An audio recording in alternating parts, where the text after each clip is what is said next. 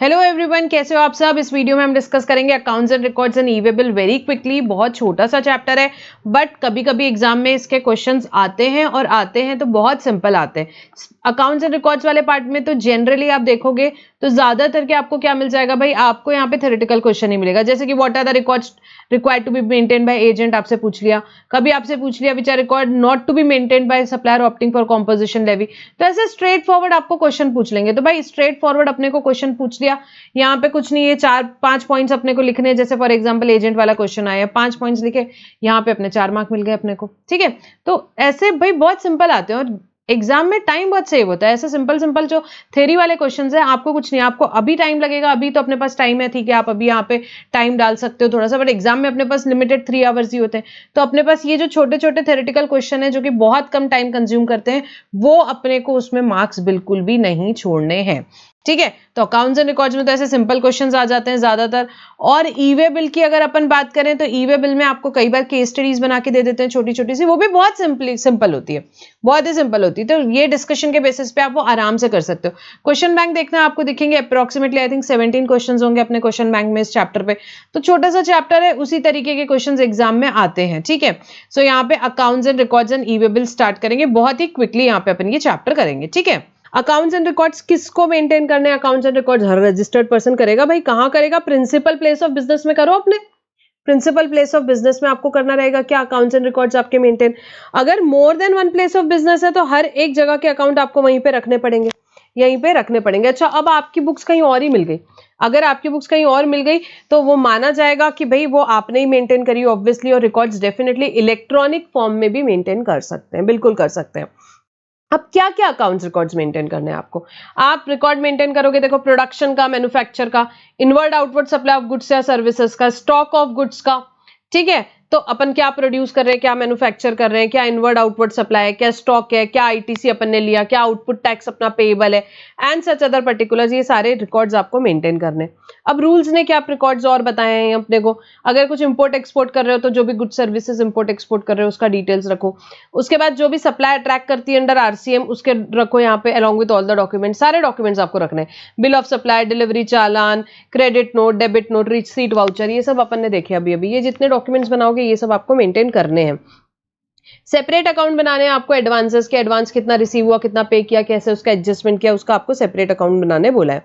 अब इसके बाद स्पेसिफिक लोगों के आपको रिकॉर्ड्स बताएं। अब इसमें देखो 2 ही क्वेश्चन में ज्यादातर आते हैं एग्जाम में, एजेंट का पूछते हैं और वर्क कॉन्ट्रैक्ट का पूछते हैं, बाकी सब में इतने पूछने के पॉइंट भी नहीं है। तो ये पूछते हैं और एक ये कॉम्पोजिशन स्कीम पे। ये 3 क्वेश्चन कभी कभार थ्योरेटिकल आते हैं एग्जाम में। ठीक है, बड़ा सिंपल सा है इनफैक्ट ये तीनों भी पॉइंट। सो एजेंट के केस में एजेंट, अब प्रिंसिपल एजेंट के एंगल से सोचो कि भाई एजेंट को क्या रिकॉर्ड्स रखना पड़ेगा। तो एजेंट का क्वेश्चन आया तो अपने को ये 5 पॉइंट लिखने। क्या है भाई? उसको सबसे पहले देखो ऑथराइजेशन रिसीव होगा किससे? हर एक प्रिंसिपल से। बिना ऑथराइजेशन के लिए थोड़ी ना, बिना ऑथराइजेशन के थोड़ी ना वो रिसीव कर सकता है, सप्लाई कर सकता है गुड्स या services. So particulars of what? Authorization उसको जो भी रिसीव होता है हर एक प्रिंसिपल से टू रिसीव और सप्लाई गुड्स और services on behalf of the principal separately. तो जो भी ऑथराइजेशन उसको रिसीव होता है यहाँ पे प्रिंसिपल से टू रिसीव और supply goods on behalf of principal. Second, particulars including description value quantity. क्या? Description value quantity. Description value quantity किसके? गुड्स या सर्विसेज के, जो भी उसको रिसीव हुए on behalf of the principal, जो भी उसको रिसीव हुआ ऑन बिहाफ ऑफ प्रिंसिपल, वो क्या है? उसको डिस्क्रिप्शन क्वांटिटी वैल्यू रखना है जो उसको गुड्स या सर्विसेज रिसीव हुए ऑन बिहाफ ऑफ प्रिंसिपल। उसके बाद डिस्क्रिप्शन वैल्यू क्वांटिटी जो गुड्स या सर्विसेज उसने सप्लाई किए on behalf of principal. Second point में रिसीव जो किया, थर्ड पॉइंट में सप्लाई जो किया उसने ऑन बिहाफ ऑफ प्रिंसिपल, वो उसको रखना है। उसके बाद उसने जो भी हर एक प्रिंसिपल को यहाँ पे अकाउंट्स रिकॉर्ड फर्निश किए वो उसका डिटेल्स उसको रखना है, या जो उसने टैक्स पे किया, जो भी रिसीट पे या सप्लाई ऑफ गुड्स पे जो प्रिंसिपल के बिहाफ में उसने इफेक्ट किया उसका डिटेल्स रखना है। तो ये 5 तरह के डिटेल्स एजेंट रखेगा। मैन्युफैक्चरर का क्या है? कुछ खास बात नहीं है, उनको क्या है? मंथली प्रोडक्शन अकाउंट रखना है, शोइंग क्वांटिटेटिव डिटेल्स, जो भी रॉ मटेरियल वगैरह के वो सब उसको रखना है। सप्लायर ऑफ सर्विस क्या रखेगा? जो भी उसको क्वांटिटेटिव डिटेल्स रखना है, जो गुड्स उसने यूज किए किस चीज में, सर्विस प्रोवाइड करने के लिए, जो इनपुट सर्विसेज यूज करी और जो उसने सर्विसेज सप्लाई करी उसका डिटेल। अब इंपॉर्टेंट वर्क कॉन्ट्रैक्ट। अब वर्क कॉन्ट्रैक्टर के एंगल से सोचो, वर्क कॉन्ट्रैक्टर को क्या स्पेशल यहाँ पे रिकॉर्ड्स बोले हैं इन्होंने। सबसे पहले name address of the person on whose behalf work contract is executed. जिसके बिहाफ में आपने वर्क कॉन्ट्रैक्ट एग्जीक्यूट किया। क्या किया? जिसके बिहाफ में आपने वर्क कॉन्ट्रैक्ट एग्जीक्यूट किया। ठीक है, उसका नाम, उसका एड्रेस, उसका नाम, उसका एड्रेस, जिसके बिहाफ में आप वर्क कॉन्ट्रैक्ट एग्जीक्यूट कर रहे हो। उसके बाद description, value, quantity of the goods और सर्विसेज। आपको क्या करना है? डिस्क्रिप्शन, वैल्यू, क्वांटिटी गुड्स या सर्विसेज का। फिर received for execution of work contract, work contract execute करने के लिए मैंने कौन से गुड्स लिए, क्या वैल्यू के लिए, क्या क्वांटिटी के लिए, उसका details.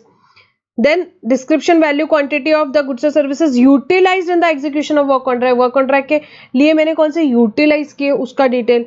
Details of payment received in respect of each work contract, जो भी मेरे को पेमेंट रिसीव हुआ in respect of each work contract वो।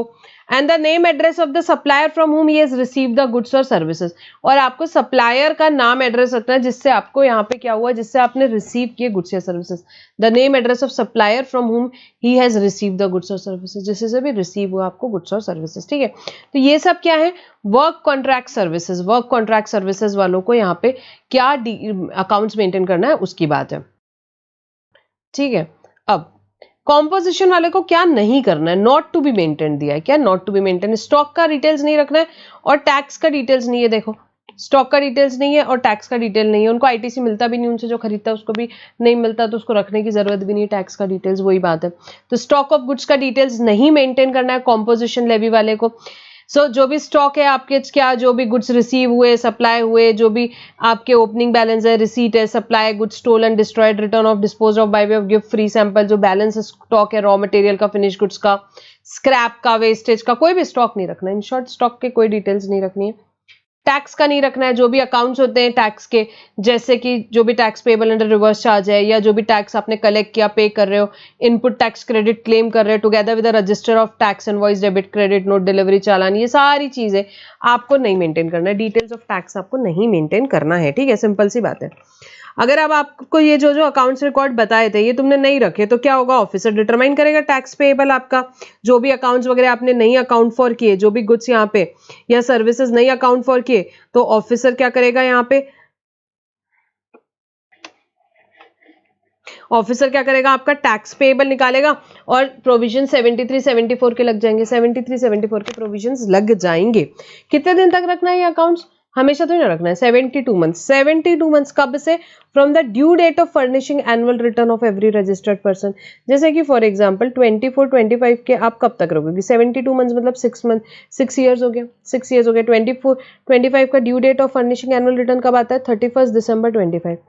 31 दिसंबर 25। सो 31 दिसंबर 25 से आप समझ लो आपको 6 ईयर रखने। 26, 27, 28, 29, 30, 31।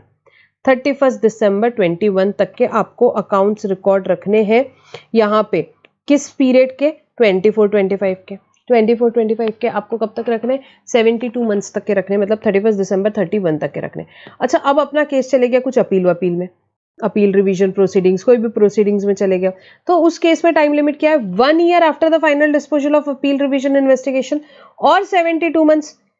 ठीक है, 1 साल का और टाइम मिल गया बेसिकली अगर अपील वपील में गया तो। 1 year from the final disposal of appeal या 72 months whichever is later. ये जो 72 मंथ्स या 1 year from the final disposal of appeal whichever is later. So for example 24, 25 का अपन ने अभी कैलकुलेट किया था। ठीक है, 24, 25 का आपको कब तक के करना था? 31 दिसंबर 31 आता है यहाँ पे किसके हिसाब से? 72 मंथ्स अगर हम लोग पकड़ते हैं तो। अब आपका केस अपील में गया था। अपील से आपका फाइनल डिस्पोजल अपना हुआ 1 नवंबर। 1 नवंबर कब हुआ आपका? फॉर एग्जाम्पल 1 नवंबर 30 में हुआ।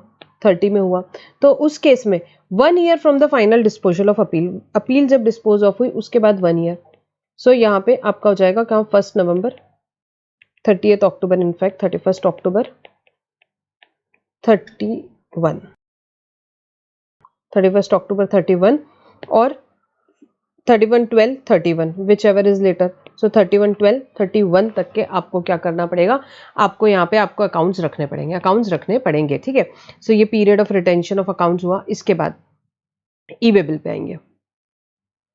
ई वे बिल, भाई ई वे बिल कब लगता है? ई वे बिल कब लगता है? देखो, टैक्स इनवॉइस कब बनाते हैं अपन? जब सप्लाई होता है तब टैक्स इनवॉइस बनती है। ठीक है, सप्लाई होना चाहिए। ई वे बिल के लिए सप्लाई होना जरूरी नहीं है, ई वे बिल के लिए मूवमेंट होना जरूरी है। अगर मूवमेंट हुआ आपके गुड्स का, किस चीज का, कंसाइनमेंट वैल्यू 50,000 से ज्यादा है तो ही ई वे बिल बनता है, तो ही ई वे बिल बनता है। ठीक है, सप्लाई से कोई मतलब नहीं, मूवमेंट होना चाहिए। Movement exceeding of consignment value 50,000 से ज्यादा है तो आप ई वे बिल बनाओगे।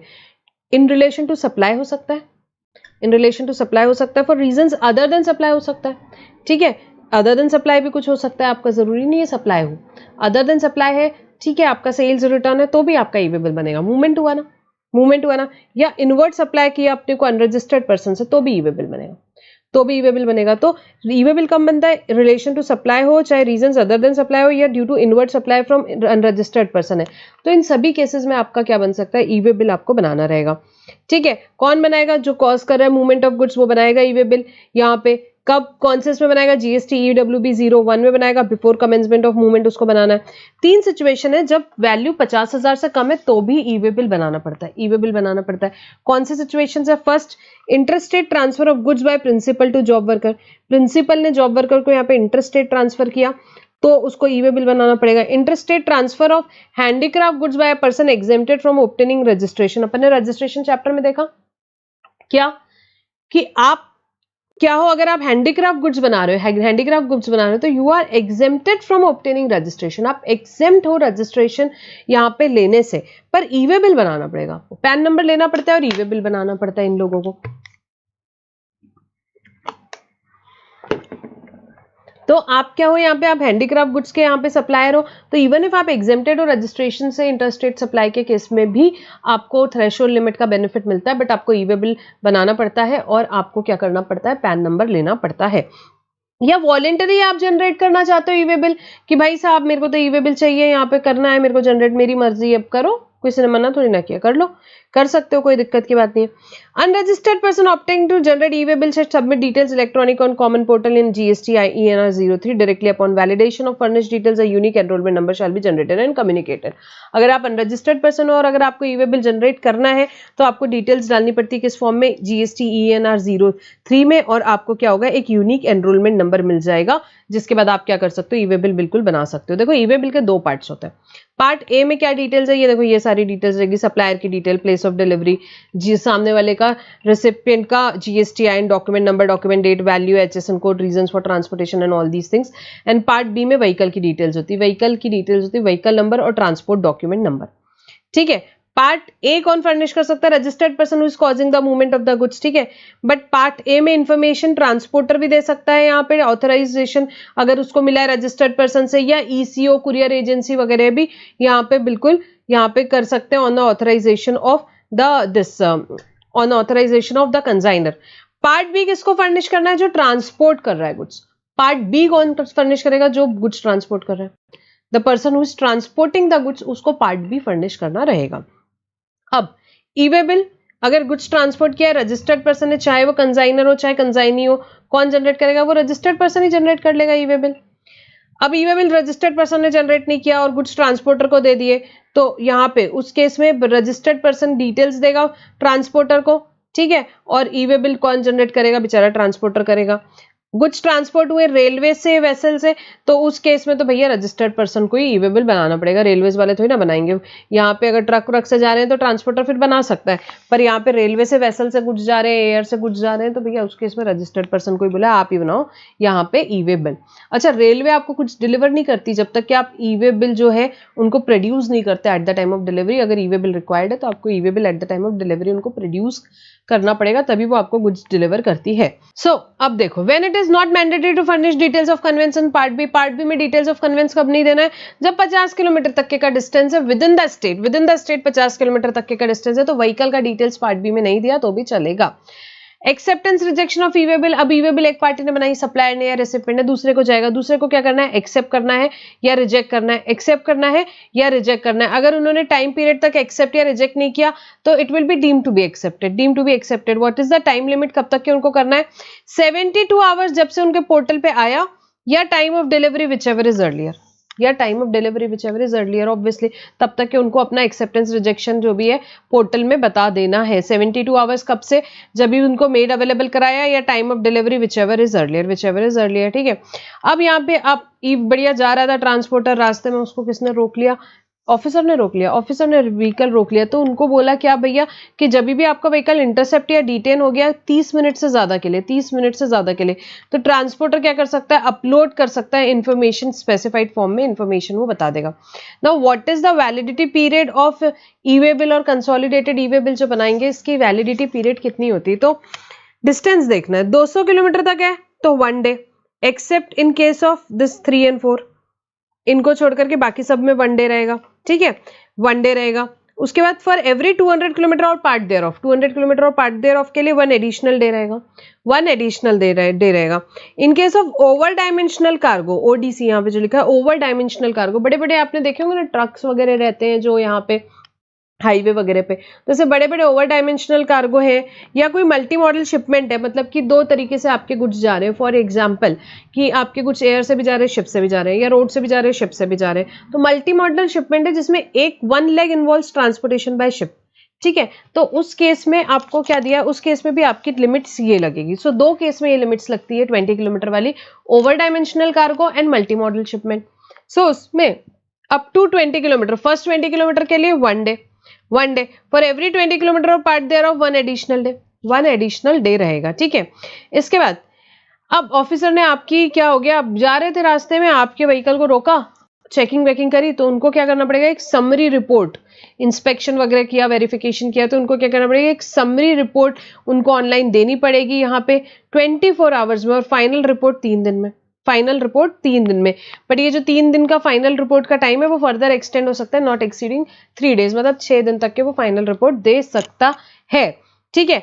जब तक के ऑफिसर के पास यहाँ पे स्पेसिफिक इंफॉर्मेशन नहीं है relating to evasion of tax, वो सेकंड टाइम नहीं रोक सकता आपके व्हीकल को, आप सेकंड टाइम आपके व्हीकल को नहीं रोक सकता सेम स्टेट में, अगर उसके पास क्या नहीं है, उसके पास स्पेसिफिक इंफॉर्मेशन नहीं है इवेजन ऑफ टैक्स की, ठीक है। All other goods conveyance should be detain confiscated in respect of violation, जहां भी होगा तो ऑब्वियसली आपके गुड्स के डिटेन किया जाएगा, आपके दिस कन्वेंस को कॉन्फिस्केट किया जाएगा। नाउ अब क्या हुआ, transfer of goods from one conveyance to another. अब आप अपना बढ़िया ट्रक लेके जा रहा था यहाँ पे ड्राइवर, अभी कुछ खराब हो गया ट्रक, तो उसने क्या किया, ट्रक बदला, दूसरा ट्रक यहाँ पे इसमें गुड्स यहाँ पे चेंज किए, तो उस केस में आपके गुड्स क्या हुए, ट्रांसफर हुए, एक कन्वेंस से दूसरे कन्वेंस आपके गुड्स ट्रांसफर हुए। तो जब भी आपके गुड्स ट्रांसफर होते हैं एक कन्वेंस से दूसरे कन्वेंस में, चाहे कंसाइनर करे चाहे रिसिपिएंट करे, यहाँ पे चाहे ट्रांसपोर्टर, इनको before such transfer and movement upload करना पड़ेगा details in conveyance of conveyance in part B. Part B में उनको डिटेल्स देना पड़ेगा। कब की बात हो रही है, अगर आपने कुछ कन्वेंस यहाँ पे ट्रांसफर किए, एक कन्वेंस से दूसरे कन्वेंस आपने कुछ ट्रांसफर किए, तो कंसाइनर, रिसिपिएंट या ट्रांसपोर्टर जो भी है उसको before such transfer and further movement update करना पड़ेगा डिटेल्स, कहाँ पे, पार्ट बी में, पार्ट बी में, ठीक है। मतलब सिंपल सी बात है, जिस गुड्स, जो भी कन्वेंस आपके गुड्स लेकर के जा रहा है, अपडेटेड डिटेल्स हमेशा होना चाहिए। जो आपके यहाँ पे आपकी डिटेल्स पोर्टल पे है वो हमेशा अपडेट होनी चाहिए। किस चीज़ का, आपका पार्ट भी हमेशा अपडेट होना चाहिए, कौन से व्हीकल नंबर से आपके गुड्स जा रहे हैं, तो हमेशा बिल्कुल सही व्हीकल नंबर होना चाहिए। Then documents and device to be carried on by person in-charge of the conveyance. जो पर्सन इंचार्ज ऑफ कन्वेंस है उसको क्या डॉक्यूमेंट्स और डिवाइसेस यहाँ पे रखना पड़ेंगे, क्या डॉक्यूमेंट्स और डिवाइसेस रखने पड़ेंगे, तो जो पर्सन इंचार्ज ऑफ कन्वेंस है उसको invoice, bill of supply, delivery challan रखो। एज द केस में भी सप्लाई है तो इनवॉइस रहेगा, एग्जाम सप्लाई है तो आपका बिल ऑफ सप्लाई रहेगा, ठीक है। अदर देन सप्लाई है तो आपके गुड्स फॉर अप्रूवल जा रहे हैं तो डिलीवरी चालान रहेगा। तो ये सारी चीजें आपको रखनी है, एक तो इनवॉइस, बिल ऑफ सप्लाई या delivery challan as the case में भी, and second copy of EWB in physical form, e way bill physical form में रख लो, या ई वे बिल का इन नंबर रख लो, या RFID mapped to RFID embedded on conveyance. Conveyance पे जो RFID लगा है वो रख लो। तो वो अभी प्रैक्टिकली हर स्टेट में हो नहीं पाया, बहुत कम जगह पे हुआ है, ठीक है, बट थ्योरेटिकली हाँ RFID एम्बेडेड टू कन्वेंस रख लो, या मतलब RFID डिवाइसेस लगे रहेंगे कन्वेंस पे, सो वो रहे। तो इनमें से कुछ भी तीनों में से रहे, except movement of goods by rail, air और वेसल, ऑब्वियसली उसमें नहीं रहेगा RFID embedded to conveyance. And in case of import goods bill of entry भी रखना है, बिल ऑफ एंट्री भी रखना है। तो ये सारे डॉक्यूमेंट्स पर्सन इंचार्ज को रखने रहेंगे। IRN number in case of E invoice क्या रहता है, QR कोड रहता है, अपन ने देखा IRN उसमें होता है, तो वो उसको ऑफिसर को बता देना है in lieu of physical copy of invoice, ठीक है, उसको in lieu of physical copy of invoice उसको क्या बता देना है, IRN नंबर बता देना है। Registered person not to upload information in part A of e way bill generation and the same shall be auto populated by the common portal on the basis of the information. भाई अपने ई invoice के case में अपन ई invoice बनाते हैं, उससे अपने directly returns के लिए भी इन्फॉर्मेशन जाता है, ई-वे-बिल जनरेशन के लिए भी इन्फॉर्मेशन आता है, तो वहां से ई-वे-बिल के लिए इन्फॉर्मेशन आ जाएगा, ठीक है। तो यहाँ दो बातें आई ई इनवॉइस के केस में, एक तो IRN नंबर बता सकता है, सेकेंड आपका ऑटो पॉपुलेट हो जाएगा ई-वे-बिल बनाने के लिए। Then documents in lieu of e way bill अगर कमिश्नर को लगता है तो ये, बट ठीक है अभी ये प्रैक्टिकली ठीक है, अभी कोई एग्जाम के हिसाब से भी काम का नहीं है। देन कैंसिलेशन ऑफ ई-वे-बिल, अब आपने ई-वे-बिल बना लिया, अब आपको लग रहा है कि अरे कुछ तो गड़बड़ हो गई, यहाँ पे कुछ या तो ट्रांसपोर्ट नहीं हो रहे या ट्रांसपोर्ट वैसे नहीं हो रहे एज पर द डिटेल्स जो मैं मेंशन्ड है, तो फिर वो क्या कर सकते हो, आप ई-वे-बिल कैंसिल कर सकते हो। कितने दिन में?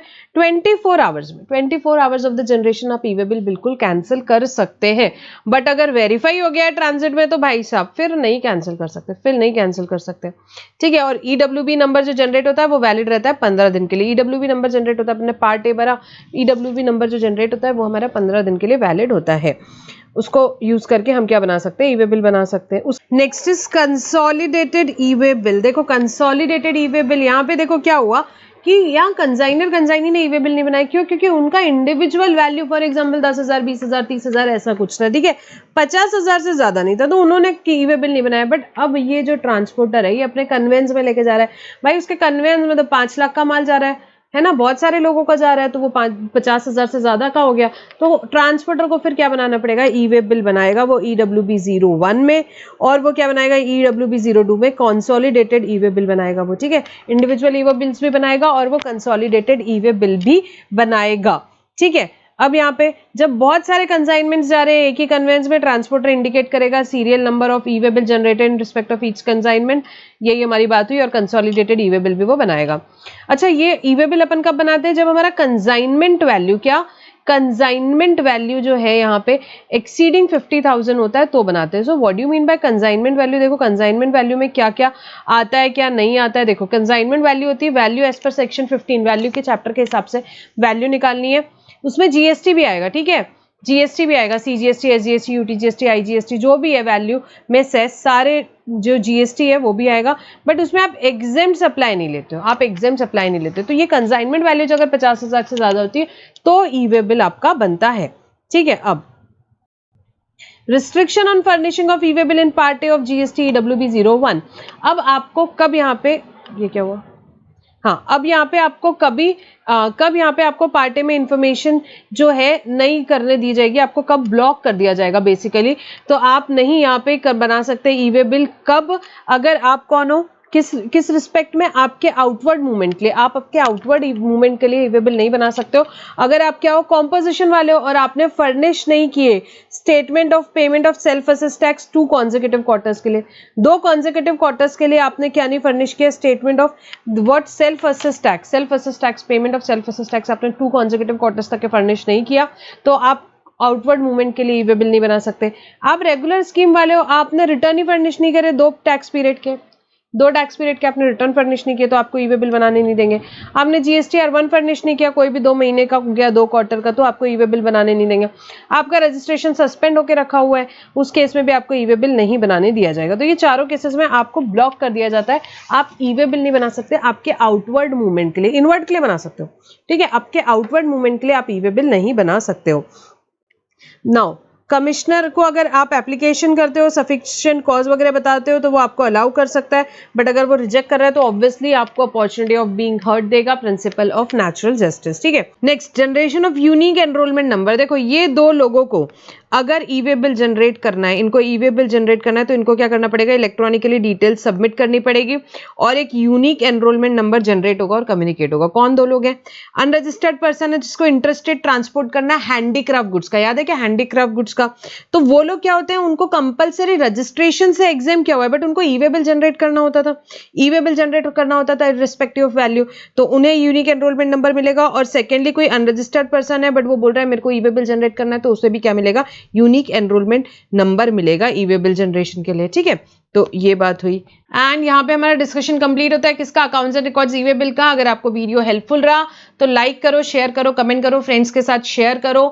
डिस्क्रिप्शन में समरी बुक के लिंक है, आपने डाउनलोड नहीं की है तो आप समरी बुक डाउनलोड कर लीजिए और प्लेलिस्ट फॉलो करिए आपके अटेम्प्ट की। आपको सारे वीडियोस वहां पे क्या मिल जाएंगे, आपको काफी सारे चैप्टर्स के वीडियोस आपको कहाँ मिल जाएंगे, वहां पे आपको प्लेलिस्ट में मिल जाएंगे। तो आप प्लीज अपने अटेम्प्ट की प्लेलिस्ट चेक करो, ठीक है। So will stop our discussion over here for this chapter. Thank you for now.